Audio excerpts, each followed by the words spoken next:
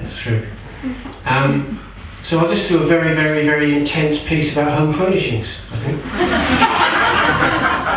I think we're ready for that kind of approach. I think we are. Okay, this is quite intense and it's about home furnishings. It's about actually going to buy curtain material in Totnes. Right. I felt I needed some curtains. So I went to buy some material from the curtain material shop, or haberdashery. I said to the assistant, a man about my age, about my height, slightly smarter than me, I need some material. He said, what's it for? I said, it's for curtains.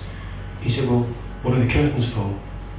I said, they're to keep prying eyes out and warmth in. He said, anything else? I said, yes, I want them to represent me.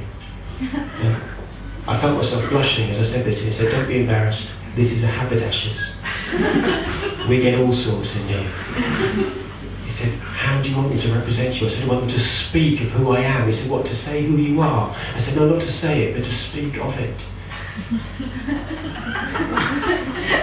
I want something that speaks of who I am, that doesn't shout it, insisting that you hear it, but simply states it quietly and lets it hang there in the air.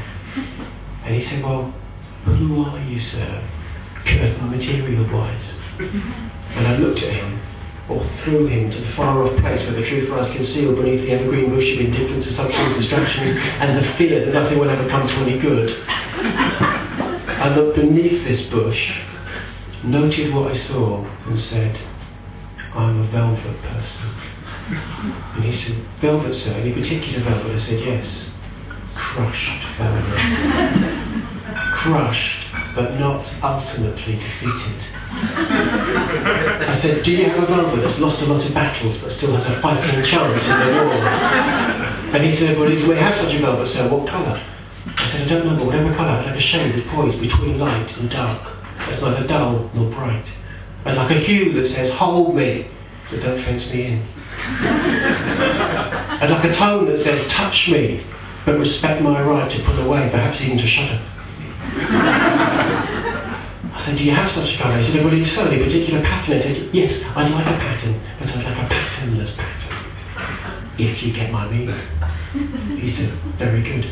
I said, I want a pattern that says, here is someone who's taken a good look, who's looked at life, held it up to the light and said, I see. Who's looked into the dark corners of their own soul and held the gaze of what looked back at them and said, that's me.